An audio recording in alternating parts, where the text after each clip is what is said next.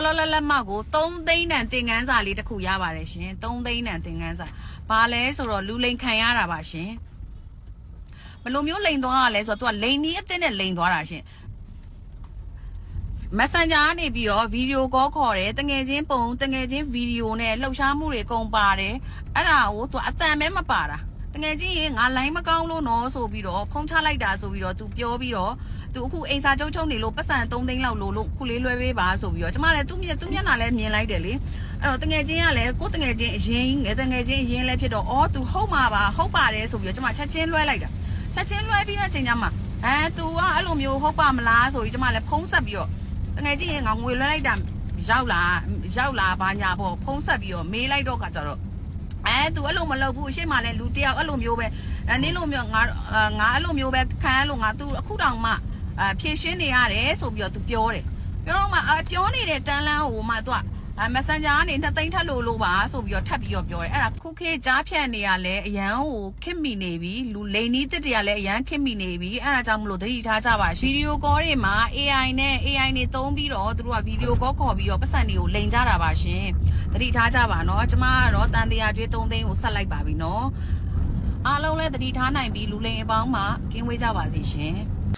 အခုပြောမဲ့အကြောင်းအရာလေးကအရေးကြီးပါတယ်အဲ့ဒီအတွက်ကြောင့်မို့လို့ဒီ post ကိုမြင်နေဆိုလို့ရှိရင် share သွားပေးပါဘာဖြစ်လို့လဲဆိုတော့အလိမ်မခံရအောင်ပါကြားဖြတ်နေစီကနေအလိမ်မခံရအောင်ပါကျမမနေ့ညနေ4 နာရီလောက်ကပေါ့နော်ဖုံးစိမ့်တစ်လုံးဝင်လာပါတယ်ပုံမှန်ဆိုလို့ရှိရင်ကျမကဖုံးစိမ့်နေမကင်တတ်ပါဘူးဒါပေမဲ့အခုနောက်ပိုင်းမှာခလေးရှိလာတဲ့အခါကျတော့ခလေးပစ္စည်းတွေကိုမှားထားတဲ့အတွက်ကြောင့်မို့ delivery ဖုံးတွေဖြစ်နိုင်တဲ့အတွက်ကြောင့်မို့လို့ပေါ့နော်ကျမဖုံးစိမ့်ဆိုလို့ရှိရင်အခုနောက်ပိုင်းကင်ပါတယ်ကင်တဲ့အခါမှာဘာဖြစ်လဲဆိုတော့ညနေ4 နာရီဆိုတောက်ချန်နေညနေ4 နာရီဆိုတဲ့အခါကျတော့လူကပင်ပန်းတယ်ကွာပုံမှန်ဆိုလို့ရှိရင် randomly အရာလူတွေကပင်ပန်းကြရတယ်ဒီညနေပိုင်းဆိုလို့ရှိရင်တနင်္ဂနွေအလုပ်တွေလုပ်ပြီးတဲ့ခါကျတော့ပြီးတော့ကျမဖြစ်ရှင်တော့ဟိုဒီနေ့လယ်ပိုင်းမှာခလေးကိုတိတ်ထားခလေးကလေအိတ်လိုက်နိုးလိုက်ခါကျတော့ကျမနည်းနည်းဝေဝါးတွေဖြစ်နေတယ်အိတ်ရည်လည်းမဝဘူးရှေ့ရက်ဒီမှာလည်းတောက်လျှောက်အိတ်ရည်မဝဘူးပေါ့နော်အဲ့ခါကျတော့ तू ကဖုံးသိမ်းဝင်လာပြီးတော့ဖုံးသိမ်းကိုကင်လိုက်တာပေါ့နော် hello လို့ပြောလိုက်ခါကျတော့ hello တဲ့ဗာလေဘယ်သူလဲလို့ပြောတဲ့ခါကျတော့နေတဲ့ငါ့ကိုလည်းမမှတ်မိဘူးလားတဲ့မမှတ်မိဘူးလားဆိုတော့ကျမကလေးစဉ်းစားတာပေါ့နော်ဒီအတန်ကပေါ့နော်ဟိုတိတ်ပြီးတော့ရင်းနှီးတယ်လို့မမဆောင်ဖြစ်နေတယ်မမဆောင်ဖြစ်နေတဲ့အချိန်မှာကျမကလည်းအဲ့ဒါပြောလိုက်တယ်ဖုံးမနေတယ်ဆိုပြီးဖုံးချတော့မလို့လုပ်တော့ခါကျတော့အဲ့နဲ့ငါ့တော့မမှတ်မိဘူးတဲ့တကယ်တဲ့ဝမ်းနေတယ်ပေါ့နော်အဲ့လိုမျိုးပုံစံတွေပြောတာပေါ့နော်ပြီးတော့တေချာပြန်စဉ်းစားကြည့်တော့အဲ့နဲ့ကျမမှလည်းရှားပါယောက်ျားလေးတကယ်ကြီးကတယောက်ပဲရှိတာရင်းနှီးဆိုလို့အဲ့နဲ့နေလားလို့မေးလိုက်တဲ့ခါကျတော့လေနေမှတ်မိသွားပြီပေါ့ဘာပေါ့ဆိုတော့ဖြစ်ချင်တော့ပြောပြအောင်မယ်ဒါတိုက်ဆိုင်မှုတွေဆိုတာကိုပြောပြမယ်နော်ကျမတကယ်ချင်းကလေကျမကိုလေတလားဟိုစိတ်ကူးပေါင်းမှာ3 နှစ်လောက်နေမှတစ်ခါဖုံးခေါ်တယ်ပြီးလို့ရှိရင်လေဒီလွန်ခဲ့တဲ့ဒီ3လပေါ့နော်ကျမခလေးဘမွေးခင်လေးမှာကျမတငယ်ချင်းကကျမကိုဖုံးခေါ်တယ်ခေါ်ပြီးတော့ဘာပြောလဲဆိုတဲ့ခါကျတော့ငါတဲ့ MPT ဖုံးမရလို့တဲ့ငါမိုက်တဲဖုံးပြောင်းထားတယ်တဲ့အဲ့ဒါတဲ့ဒီနေ့အဲ့ဖုံးတော့မှတ်ထားဆိုပြီးကျမမိုက်တဲဖုံးပေးတယ်ဒါပေမဲ့ကျမမှတ်တော့မှတ်လိုက်တယ်ဒါပေမဲ့လွန်ခဲ့တဲ့3လဆိုတော့ကျမသိလည်းမမှတ်မိတော့ဘူးအဲ့ခါကျတော့အဲ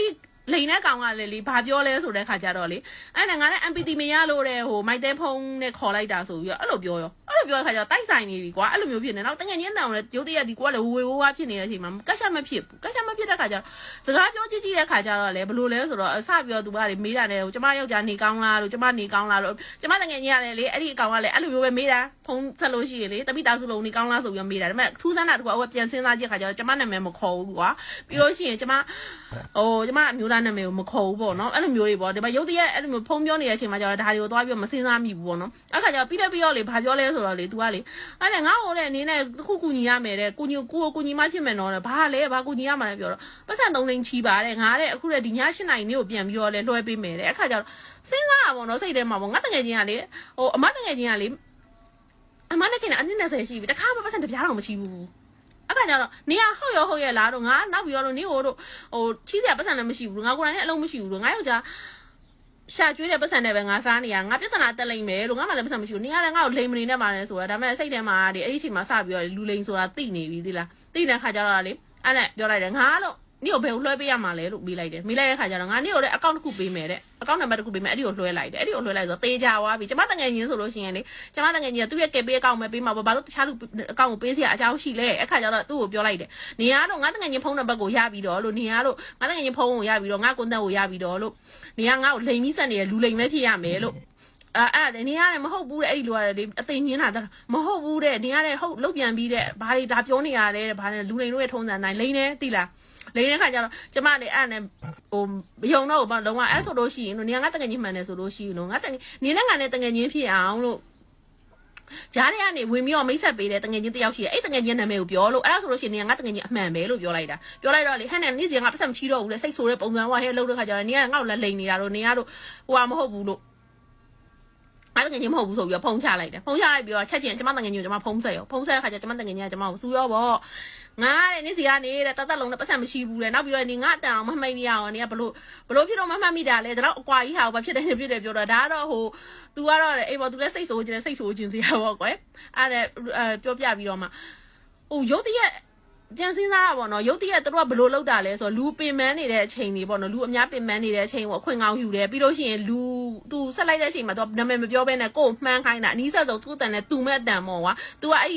ခေါ်တဲ့လူရတယ်တကယ်ကိုတရုပ်ဆောင်ပါရမီအတန်တရုပ်ဆောင်ပါရမီမှာတကယ်ထူးချွန်နေပြောရမယ်ကျမတို့ဒီအဆဆရသတိထားတဲ့မိမတော်ရုပ်တရက်တစ်ချက်ကြောင်ဖြစ်သွားတာပေါ့နော်အဲ့တော့လိန်ခံထိနိုင်တယ်ကြားဖြတ်နေတာတော်တော်ဆိုးနေပြီအမျိုးမျိုးလိန်တယ်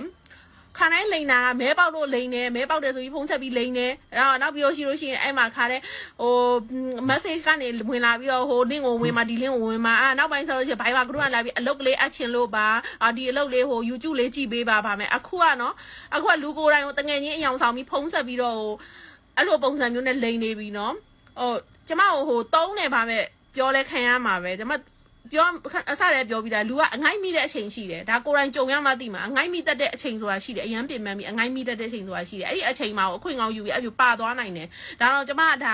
ဟိုရုပ်တရက်သတိထားမိလို့ပြောနေရင်သတိထားမိလို့ तू ကတော်တော်တရုပ်ဆောင်လဲတော်တော်ကျွမ်းကျင်တယ်သိလားအမျိုးမျိုးလိန်တာနောက်ပိုင်းဆိုလို့ရှိရင် AI နေနဲ့ပါ